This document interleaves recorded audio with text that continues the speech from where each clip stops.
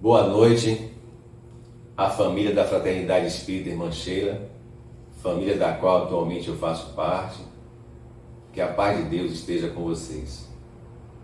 Antes de iniciarmos a nossa palestra virtual de hoje, vamos aquietar um pouco a mente, acalmar os nossos corações, buscar se conectar com a equipe espiritual que coordena o trabalho dessa seara, fazendo a nossa prece inicial, cada um a seu tempo, fechando os olhos, buscando esse olhar para dentro,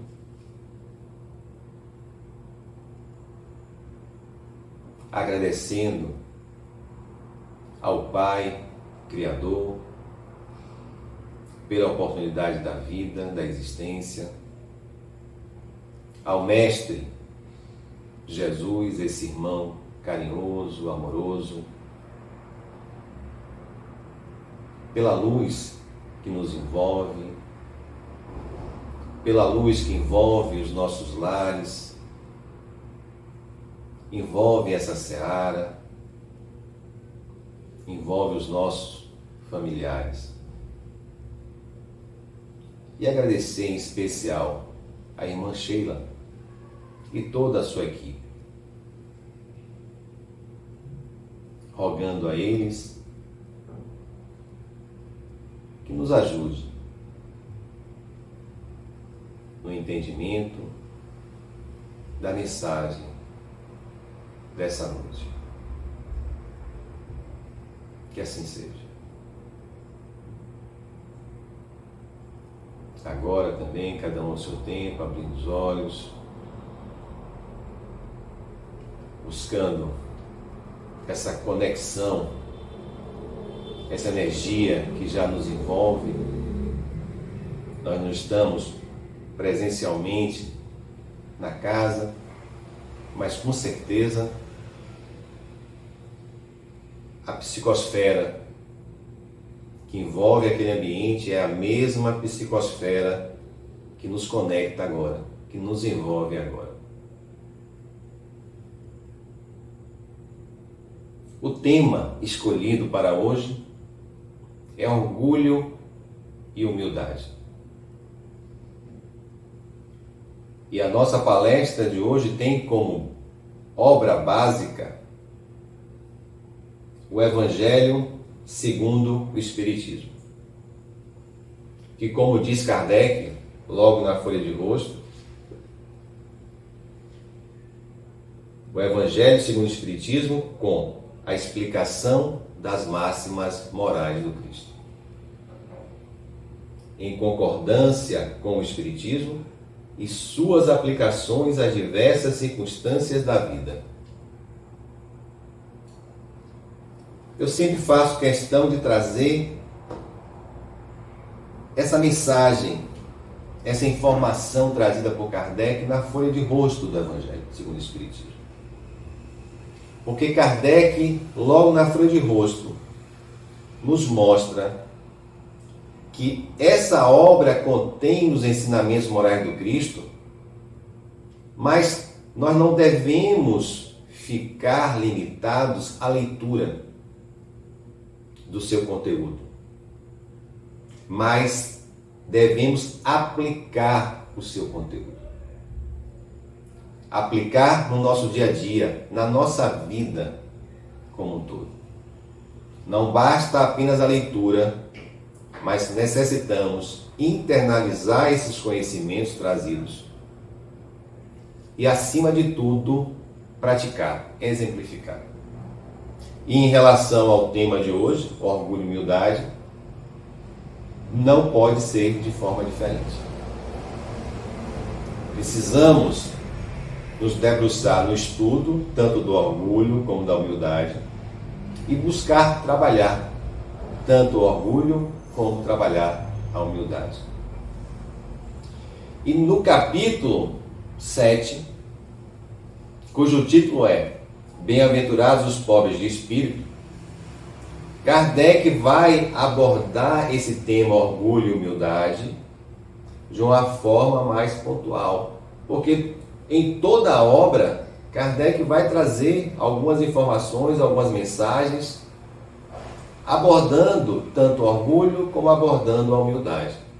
Mas nesse capítulo específico, ele aborda esse tema, como eu falei anteriormente, de uma forma mais pontual. Ele vai destrinchar um pouco mais, ele vai aprofundar um pouco mais esse tema. E ele abre o capítulo trazendo uma passagem, um versículo do Evangelho de Mateus. Porque é no capítulo 5 do Evangelho de Mateus que nós vamos encontrar as bem-aventuranças. E nesse capítulo ele traz exatamente o versículo 3 do capítulo 5 de Mateus, que diz: bem-aventurados os pobres de espírito, pois que deles é o reino dos céus. E logo após trazer essa passagem de Mateus, Kardec nos traz a sua visão a respeito dessa passagem. Como todos os outros capítulos do Evangelho, Kardec geralmente abre ele com a passagem de um dos Evangelhos, traz a sua visão e ao final a instrução dos Espíritos, trazendo algumas mensagens colhidas dos Espíritos que tem a ver com aquele tema trazido naquele capítulo. E nesse capítulo específico, Kardec, após trazer a passagem de Mateus, ele nos diz: dizendo que o reino dos céus é dos simples, que Jesus significar que a ninguém é concedida a entrada nesse reino sem a simplicidade de coração e humildade de espírito.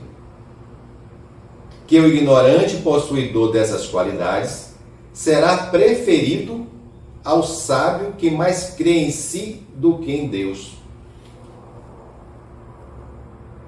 Então vejam a interpretação que Kardec nos traz nessa passagem, dizendo que a ninguém é concedida a entrada nesse reino de Deus, sem o quê? Sem a simplicidade de coração, sem a pureza de coração e sem a humildade de espírito. Primeiro, a gente tem que identificar onde está esse reino. Esse reino está dentro de nós. Então, para que a gente possa penetrar, para que a gente possa construir esse reino dentro da gente, é necessário trabalharmos a pureza de coração, é necessário trabalhar a humildade de espírito. Para que a gente possa abrir as nossas mentes, abrir os nossos olhos para os ensinamentos, em especial para os ensinamentos morais trazidos pelo Cristo, que Kardec vai nos trazer no Evangelho segundo o Espiritismo. E ele diz mais, que o ignorante possuidor dessas qualidades será preferido ao sábio que mais crê em si do que em Deus. O ignorante possuidor dessas qualidades é aquele que tem a simplicidade, é aquele que tem a humildade, é aquele que não é o doutor da lei da época de Jesus. Aquele que achava que sabia tudo, não necessitava de novas mensagens, de novos ensinamentos. O simples, o puro de coração, o humilde, é aquele que sabe que necessita de novos conhecimentos. É aquele que está aberto, receptivo a novos conhecimentos. E é interessante que tem um livro, Jesus, o maior psicólogo que já existiu, que é de Mark Baker, onde ele diz que aqueles que são suficientemente humildes para admitir que podem aprender com os outros sem os desprezarem, estão no caminho da saúde psicológica e espiritual a qual Jesus se referiu. Então, o que Mark Baker traz no seu livro é o que Kardec traz na sua interpretação da passagem de Mateus. Quando o Mark Baker diz: aqueles que são suficientemente humildes para admitir que podem aprender com o outro. Nós temos que ter essa humildade. Ninguém sabe tudo. A gente tem muito a ensinar, mas a gente tem muito ainda a aprender. Então, essa percepção é que precisamos ter. Mas para que nós tenhamos essa percepção, é necessário que a gente trabalhe um pouquinho o nosso orgulho, que às vezes nos deixa cegos, surdos, e fortalecermos mais a nossa humildade. Reconhecer que a gente precisa do outro. Como o outro precisa da gente, nós necessitamos do outro. Por isso que nós nascemos em sociedade, por isso que existe uma lei de Deus, que é a lei de sociedade. Ninguém cresce, ninguém avança, ninguém evolui sozinho, né?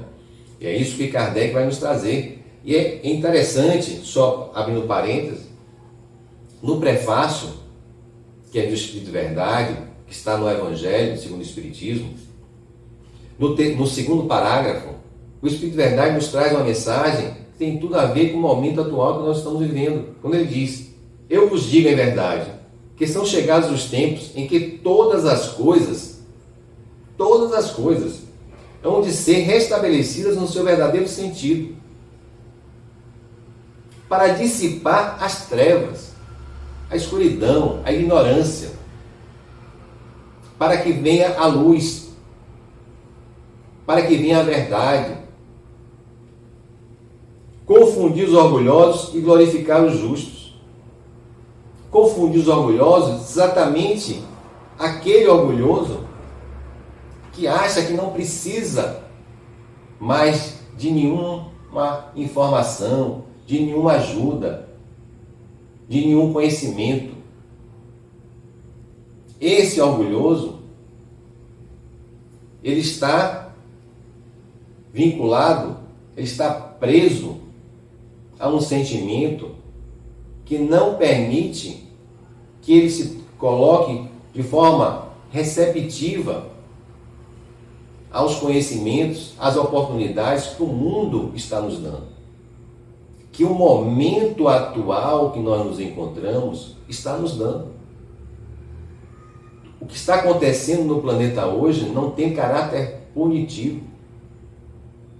O que está acontecendo hoje tem um caráter educativo.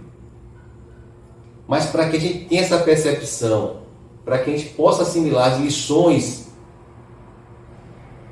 que o momento está nos passando, é necessário que eu trabalhe, que eu esteja receptivo, que eu trabalhe a humildade e busque aprender com o outro, busque aprender com o que está acontecendo com o outro. É uma grande sala de aula. Nós estamos participando da mesma aula, estamos tendo as mesmas lições. Agora, aquele que está cego pelo orgulho vai passar por esse momento, porque esse momento vai passar e não vai aprender. Mas aquele que já trabalhou esse orgulho, que já fortaleceu, potencializou a sua humildade, esse está aberto. Esse está receptivo a essas lições. É o que Mark Baker falou. E é essa humildade que vai nos trazer, como ele diz, a saúde psicológica e espiritual que Jesus se referiu. Caibá Schubert, no seu livro Parábolas e Ensino de Jesus, vai dizer: os pobres de espírito são os humildes que nunca mostram saber o que sabem e nunca dizem ter o que têm. A modéstia é seu distintivo, porque os verdadeiros sábios são os que sabem que nada sabem. A gente lembra daquela frase: que sei que nada sei. Esse é o verdadeiro sábio. É aquele que reconhece que não sabe tudo, que precisa ainda aprender. A gente tem como exemplo os espíritos, os bondosos espíritos que estão no plano espiritual, que nos trazem informações belíssimas, que já estão num certo patamar de evolução, mas continuam estudando, continuam aprendendo, continuam trabalhando, não pararam. E não saem por aí falando de forma exagerada o que sabem, o que fizeram. Tem uma passagem de Chico que é interessante, quando o Chico ajudou uma senhora e ele segue adiante, e aí ele olha para trás e emana um alerta a ele: Chico, não olhe para trás, olhe para a frente, porque a seara do Cristo ainda tem muito trabalho a ser realizado. Qual é o recado, qual é a lição que Emmanuel dá para Chico e dá para todos nós? Ao olhar para trás, a gente pode alimentar na gente algo chamado orgulho, a vaidade, pelo bem que a gente fez. Mas na frente, tem muito trabalho ainda a ser realizado. E a gente pode ficar preso, paralisado no passado, naquilo que fez, e deixar de fazer o que tem ainda para ser feito. Então nós temos que ter muito cuidado com isso. É como o Caibar coloca aqui: não precisa ficar mostrando o que sabe, não precisa ficar mostrando o que tem, não precisa ficar, como ele diz, mostrando ao outro, humilhando ao outro, como muitos fazem, com aquela velha pergunta: você sabe com quem está falando? Com a intenção de humilhar, diminuir o outro. Não precisa. Porque o verdadeiro sábio, aquele que tem o verdadeiro conhecimento, não faz isso. Não precisa fazer isso. E a gente vai começar a entender, quando a gente começa a falar de orgulho e humildade, porque essa é a primeira bem-aventurança. Por que Jesus traz bem-aventurados os pobres de espírito como a primeira bem-aventurança, nos convidando a sermos humildes? Porque as próximas bem-aventuranças vão nos convidar ao perdão, à benevolência, à indulgência, à paciência, à pureza de coração. E aí eu pergunto: como nós vamos trabalhar? Como é que a gente consegue trabalhar tudo isso se a gente não conseguiu ainda trabalhar dentro da gente a humildade? Se o orgulho ainda fala forte dentro da gente, como trabalhar a pureza de coração, a paciência, a indulgência, o perdão? Não tem como. Por isso que o Cristo sabiamente nos convida primeiro a trabalhar a humildade. Porque trabalhando a humildade, a gente vai poder começar a exercitar a pureza de coração, a mansidão, a paciência, a benevolência e o perdão das ofensas. E Kardec adiante vai dizer: em todas as circunstâncias, Jesus põe a humildade na categoria das virtudes que aproximam de Deus e o orgulho entre os vícios que dele afastam a criatura. E isso por uma razão muito natural. Kardec completa: há de ser a humildade um ato de submissão a Deus, ao passo que o orgulho é a revolta contra ele. Quando Kardec fala, ao de ser a humildade um ato de submissão a Deus, não é submissão a Deus, mas é uma submissão às leis de Deus, é um respeito às leis de Deus. E ao passo que o orgulho é a revolta contra ele, não em relação a Deus, mas uma revolta contra as leis de Deus, reclamando, questionando, condenando, responsabilizando sempre o outro pelos seus próprios processos, pelas suas dores, pelos seus sofrimentos, quando não, questionando, responsabilizando Deus. Esse é o orgulhoso, que acha que ele não erra, que ele não comete erros. É sempre o outro que erra, é sempre o outro que é responsável por tudo que acontece, nunca é ele, porque ele está cego. O orgulho cega.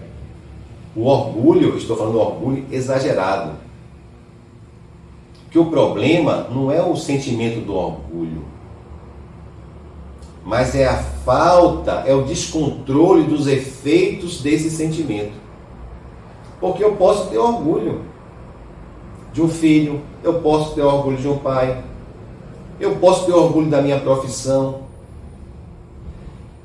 É natural e normal. O problema é quando esse orgulho me cega. E eu começo a humilhar o outro. Eu começo a achar que o problema está sempre no outro. Eu começo a achar que eu sei sempre mais do que o outro. Quando eu começo a não aceitar mais não, eu quero que sempre que a minha opinião seja aceita, seja escolhida.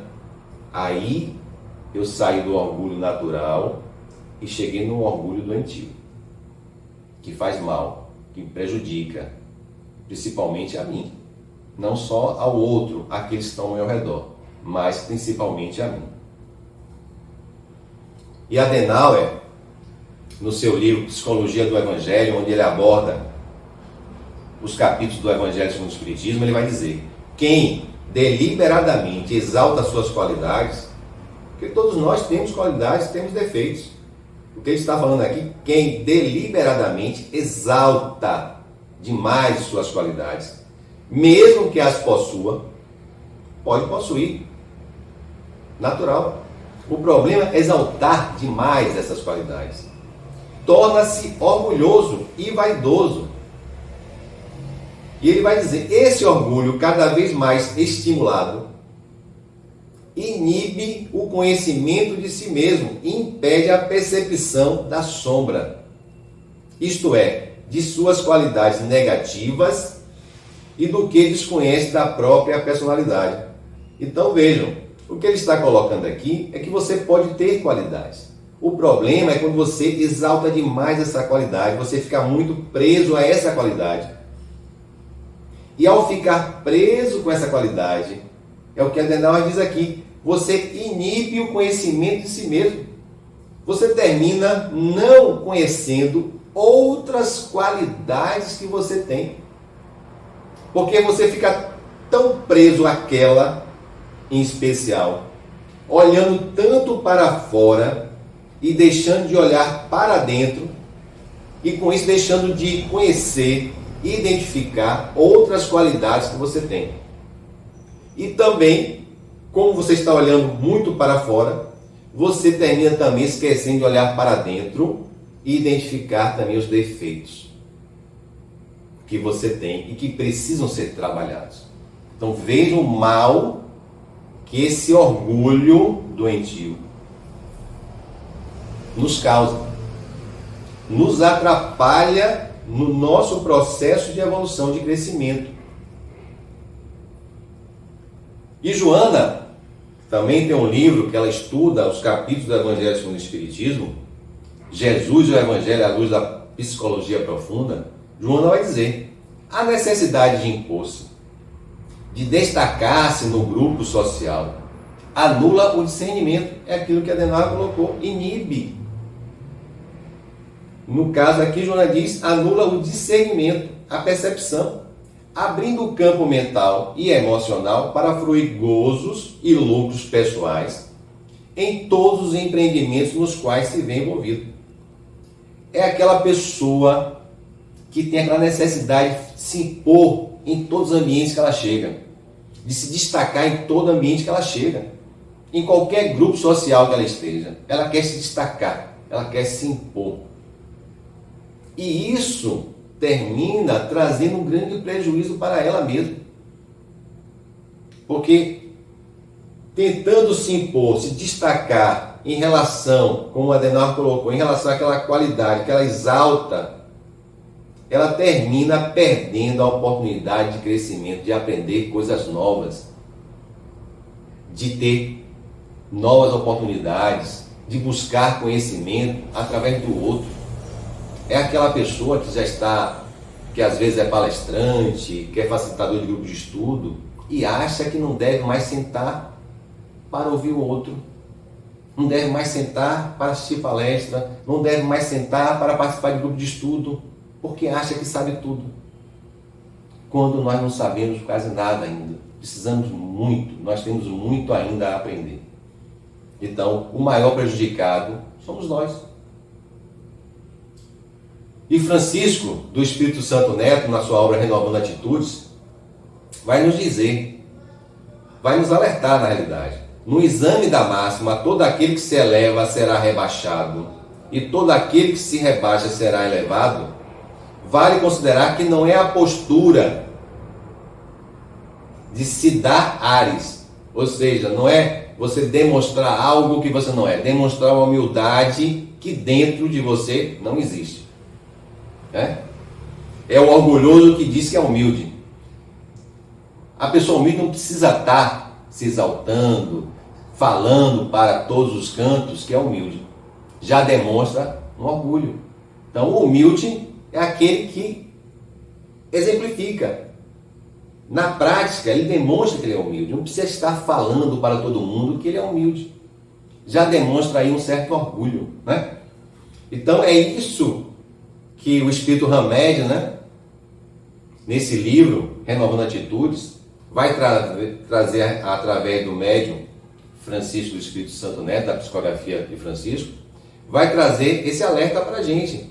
Não é ficar na aparência da humildade, é você internalizar essa humildade. Também ele diz, não é para se rebaixar de forma exagerada, nem um extremo nem o outro, porque a humildade é ação. Gandhi diz isso. Tem uma passagem de Gandhi que eu gostaria de compartilhar com vocês. Gandhi diz, não se deve confundir humildade com inércia.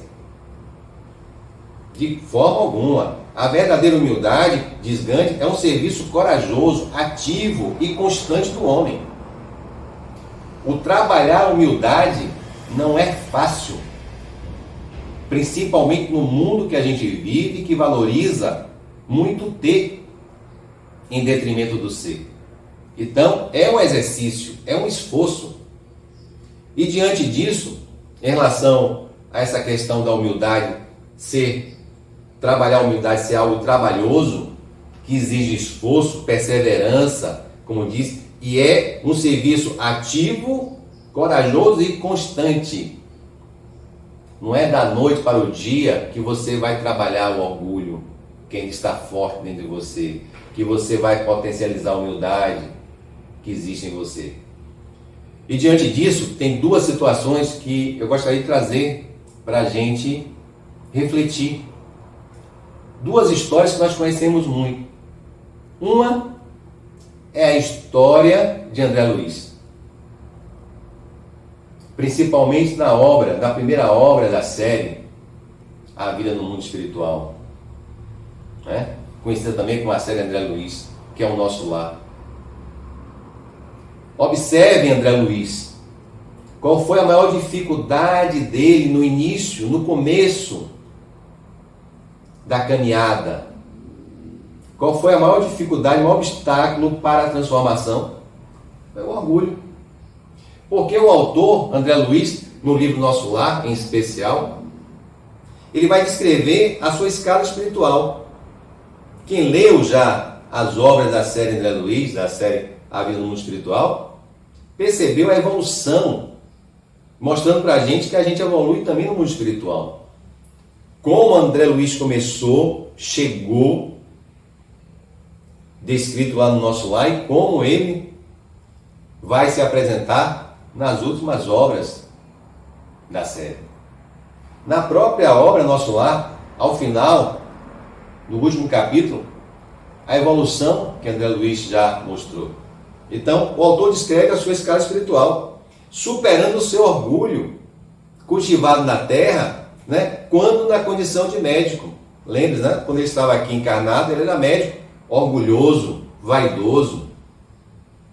A preocupação dele sempre com o ter, na busca do ter. E ele passa, quando ele chega no mundo espiritual, ele passa a trabalhar humildemente como auxiliar de um enfermeiro, sepultando aos poucos aquele homem velho. Então vejam, a luta maior de André Luiz não foi com o outro, não foi com o externo, como ele bem diz, bem traz para a gente no primeiro capítulo do nosso lar. A maior luta de André Luiz foi com o interno, foi consigo mesmo, né? Então a gente precisa, quem já leu, precisa revisitar, reler as obras de André Luiz. O nosso lar, reler o nosso lar, que eu ouço muita gente falar que é uma obra ultrapassada. Com certeza ele leu e não entendeu nada, porque aquelas lições contidas ali são atuais, são reflexões, são alertas para que a gente não cometa os mesmos erros cometidos por André Luiz, quando estavam aqui ainda encarnados. Então, se a história de André Luiz mostra uma superação em relação ao orgulho que ele teve que superar no mundo espiritual, uma outra história que nós conhecemos bastante, agora no plano material, encontra-se no livro Paulo Estevão, que a história de Saulo é a transformação de Saulo em Paulo. Qual foi o maior obstáculo inicial para a transformação de Saulo em Paulo? O orgulho. Não foi por acaso que Gamaliel, o seu antigo mestre, depois daquele encontro que Saulo teve com Jesus, na cidade de Palmira, quando Saulo reencontrou Gamaliel, foi que Gamaliel disse para Saulo, sugeriu a Saulo que ele fosse para o deserto, antes de retornar para Jerusalém, ele fosse ao deserto, para quê? Para se fortalecer. Fosse buscar o ofício de tecelão, que ele tinha aprendido com seu pai na infância, antes de se tornar o doutor da lei, o orgulhoso doutor da lei.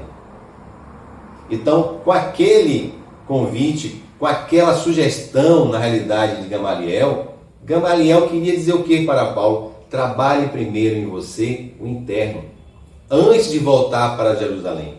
E Gamaliel disse a Saulo algo que eu achei interessante e eu guardo sempre hoje. Toda árvore, quando cresce, é frágil. Então, quando a gente está no processo de crescimento, a gente é frágil para enfrentar os obstáculos externos. Então, Gamaliel sugeriu a Paulo que se fortalecesse, se tornasse uma árvore forte para poder superar as dificuldades que viriam pela frente. Então, Saulo, até então Saulo, ainda não era Paulo, Saulo,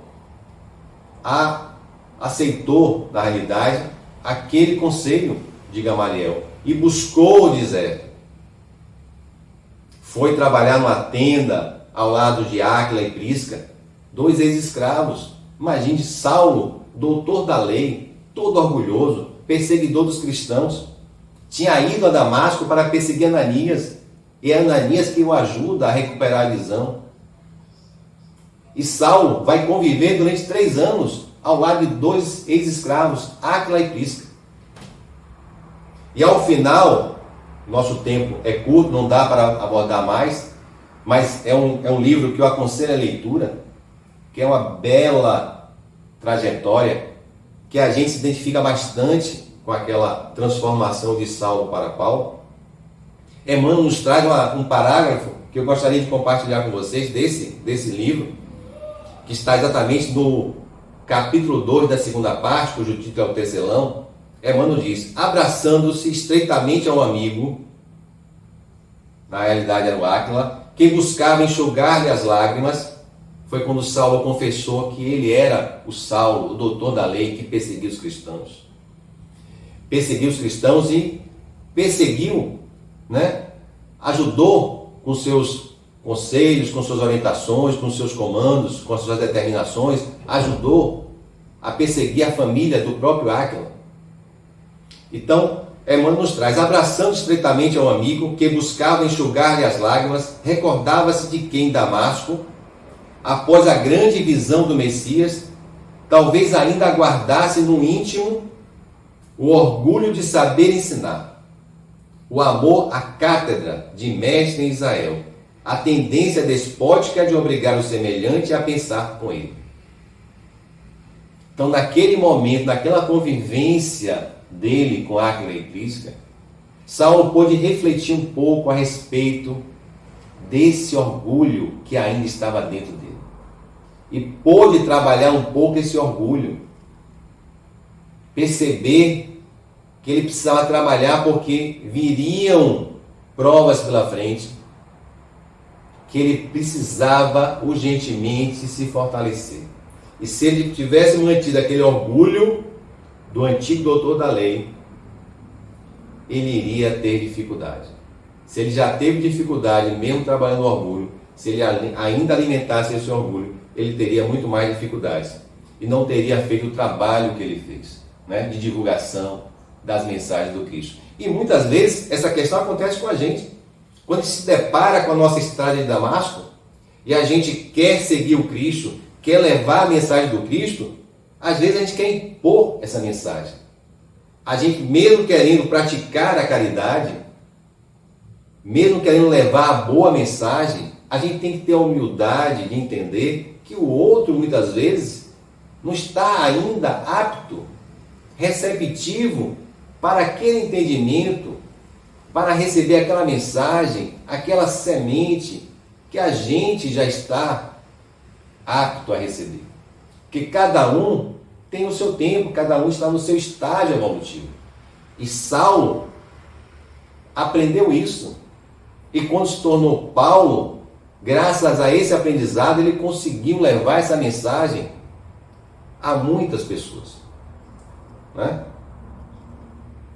E num livro chamado Luz Imperecível, que é da União Espírita Mineira, ele traz algo, esse grupo que consolidou, né, essa obra, que também eles fazem uma leitura não do Evangelho como Espiritismo, eles pegam passagens do Evangelho de Mateus, Marcos, João e Lucas, trazem algumas passagens e fazem alguns comentários.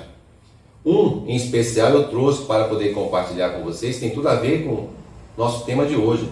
Quando eles dizem, qualquer enfermo, pode ser enfermo da alma, do corpo, só se coloca a caminho da cura, do restabelecimento, quando admite a própria doença, a própria carência. Nisso revela a humildade, assim se torna receptivo. Então, aquele enfermo, seja do espírito, seja do corpo, ele precisa ter humildade para reconhecer que ele precisa do outro, que ele está doente, que ele não consegue resolver seu problema sozinho, que ele precisa de ajuda. Esse passo que ele dá ao pedir ajuda é um caminho para a cura. Como ele diz aqui, ele se torna receptivo. E quantos de nós, muitas vezes, dentro da própria casa espírita, trabalhadores da casa espírita, estamos com nossos processos, nossas dores, nossos desequilíbrios, e não temos a humildade de chegar para alguém que trabalha no atendimento fraterno e pedir ajuda e se colocar para o tratamento, achando às vezes, muitas vezes, que as pessoas vão achar, porque ele é um palestrante, porque ele é um facilitador do grupo de estudo, ele está participando, fazendo tratamento, como se isso fosse diminuir você? De forma alguma. Nós continuamos enfermos da alma. Podemos ser trabalhadores da casa espírita há anos, mas nós estamos num planeta ainda de provas e expiações, em um planeta que ainda é escola, mas ainda é um hospital. E todos nós ainda somos enfermos da alma. Temos que ter a humildade que somos alunos e enfermos da alma ainda. É engraçado, às vezes, muita gente chega na casa espírita, quando chega é frequentador, participa de grupo de estudo, faz tratamento, toma passe, assiste doutrinária, e quando se torna trabalhador da casa espírita, muitas vezes deixa de assistir doutrinária, não participa de grupo de estudo, acha que não precisa mais de tratamento, que ele está imune. Engano, falta de conhecimento. Então precisamos ter humildade para ter essa percepção, que precisamos estar em sala, buscando aprender sempre. Precisamos estar na casa espírita, buscando aprender sempre. E precisamos de tratamento, sim. Que não seja o tratamento em salas específicas, Mas naquele momento que a gente está no salão doutrinário, a gente tem que ter a humildade para se conectar, se colocar receptivo para receber ali as bênçãos, o tratamento. Porque no ambiente de uma doutrinária, de uma palestra, você também é tratado. E mais adiante, Kardec vai trazer uma passagem que ele vai buscar no Evangelho de Mateus também, quando Jesus diz: graças te rendo, meu Pai, Senhor do céu e da terra, por haveres ocultado essas coisas aos doutos, aos doutores e aos prudentes, e por a teres revelado aos simples e aos pequenos. Muita gente interpreta de forma equivocada essa passagem. Ah, Jesus omitiu os novos ensinamentos aos doutores da lei? Não, ele não omitiu de forma alguma. E Eliseu Rigonati, na sua obra O Evangelho dos Humildes, onde ele faz uma leitura do Evangelho de Mateus, ele traz uma frase, ele traz uma informação que diz o seguinte: Deus não esconde as coisas aos sábios e aos entendidos, é o orgulho que não os deixa ver. Então Jesus jamais escondeu dos doutores da lei da época os ensinamentos que ele trouxe. Foi o orgulho que cegou os doutores da lei e não permitiu que eles percebessem, assimilassem os ensinamentos trazidos por Jesus. Então, muitas vezes, não é o outro, não é a falta de oportunidade, é o nosso orgulho que nos deixa cegos, surdos para os novos ensinamentos, para as lições que a vida nos quer dar, para as oportunidades que a vida nos oferece. E aí Kardec, no Livro dos Espíritos, na terceira parte, que são as leis morais, que ele vai nos trazer as leis morais, que são as leis de Deus. No capítulo que fala da lei do progresso, Kardec faz uma pergunta aos espíritos, que eu acho que todos nós hoje responderíamos. Kardec pergunta: qual o maior obstáculo ao progresso? Se nós tivéssemos uma palestra presencial, com certeza vocês responderiam, dariam uma resposta. Então, qual o maior obstáculo ao progresso? O progresso da humanidade, o progresso individual, o orgulho e o egoísmo. São os dois maiores obstáculos para o progresso: orgulho e egoísmo. E é interessante que em outro capítulo do Livro dos Espíritos, no capítulo que fala da lei de sociedade, a última pergunta feita por Kardec: quais seriam as consequências do relaxamento dos laços de família? E os Espíritos respondem a Kardec de uma forma simples e objetiva: a recrudescência do egoísmo. Então, qual seria a consequência desse relaxamento do laço de família, dos laços de família? O aumento do egoísmo. O inverso que está acontecendo agora, as pessoas estão se voltando para dentro de casa. Esse inverso faz com que a gente trabalhe algo chamado humildade. Nós estamos tendo a oportunidade de trabalhar dentro de casa atualmente a humildade. No momento que a gente busca a reconciliação, no momento que a gente busca entender o outro, entender que o outro, como nós, temos defeitos e temos qualidades, não somos ainda espíritos perfeitos. Nesse momento, nós estaremos trabalhando a humildade dentro de cada um de nós.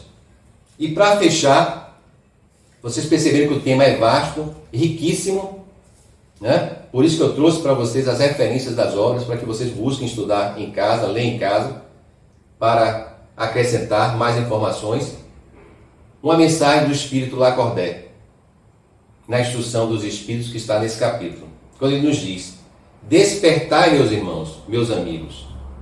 O recado é para nós.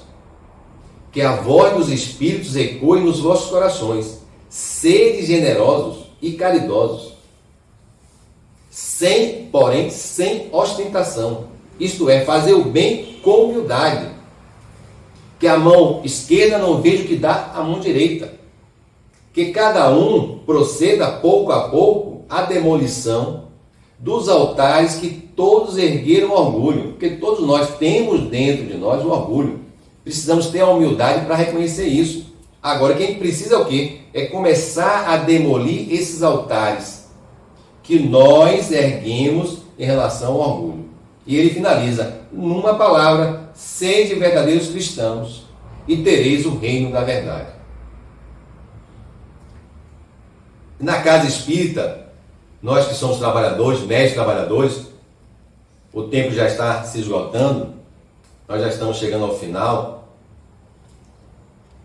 No livro dos médiuns, não poderia deixar de trazer para todos nós. Kardec vai trazer no livro dos médiuns todas as imperfeições morais, são outras tantas portas abertas ao acesso dos maus espíritos.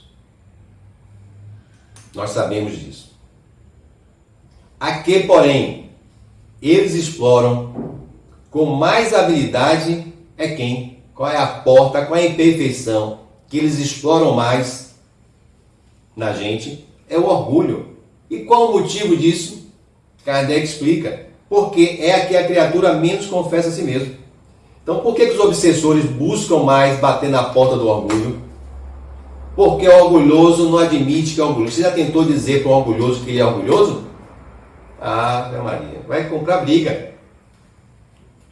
E aí, ele traga para a gente o Espírito de Verdade, Emmanuel, no livro Espírito de Verdade, que também é uma leitura que Emmanuel faz exatamente do Evangelho segundo o Espiritismo. E aqui eu vou trazer algo que a gente não vê na casa espírita. Quem está falando é Emmanuel, não é Ricardo. O melindre, algo que não existe na casa espírita. Filho do orgulho, a gente percebe então que o orgulho ele se manifesta de várias formas. Propele a criatura a situar-se acima do bem de todos. É a vaidade que se contrapõe ao interesse geral. Aí Emmanuel nos traz. Assim, quando o espírita, ou seja, nós, se melindra, julga-se mais importante que o próprio espiritismo e pretende-se melhor que a própria tarefa libertadora em que se consola e esclarece. Então, quando a gente se deixa levar pelo melindre, a gente está querendo se colocar numa posição acima, como diz Emmanuel, mais importante do que a própria doutrina espírita. É quando aquele trabalhador espírita não pode ouvir um não de um coordenador, um não de um dirigente de uma casa espírita, porque ele se melindra. É o orgulho que ainda não foi trabalhado nele, é o orgulho que ele ainda não conseguiu trabalhar. E Emmanuel fecha: ninguém vai a um templo doutrinário para dar primeiramente. Ninguém chegou na casa espírita em primeiro lugar para dar, né? Todos nós aí comparecemos, antes de tudo, para receber, para sermos acolhidos, sejam quais forem as circunstâncias.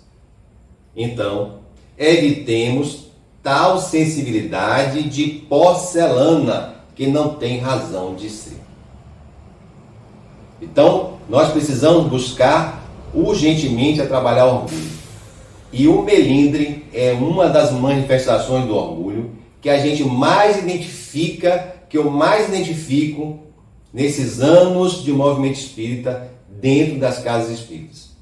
E eu me coloco também nesse rol de pessoas. Não pense que eu sou perfeito. Eu me coloco também nesse rol de pessoas que precisam também se trabalhar um pouco mais esse melindre, aceitar mais ouvir um não, aceitar ouvir mais a opinião do outro, não querer sempre impor a sua opinião, o seu pensamento. Então, espero que eu tenha conseguido passar para vocês um pouco desse conhecimento que Kardec nos traz no Evangelho segundo o Espiritismo, que na realidade está baseado nos ensinamentos trazidos pelo Cristo, pelo Mestre e amigo Jesus. Então, que a paz de Deus permaneça com vocês. Que a paz, o amor e a alegria envolvam seus corações, hoje e sempre.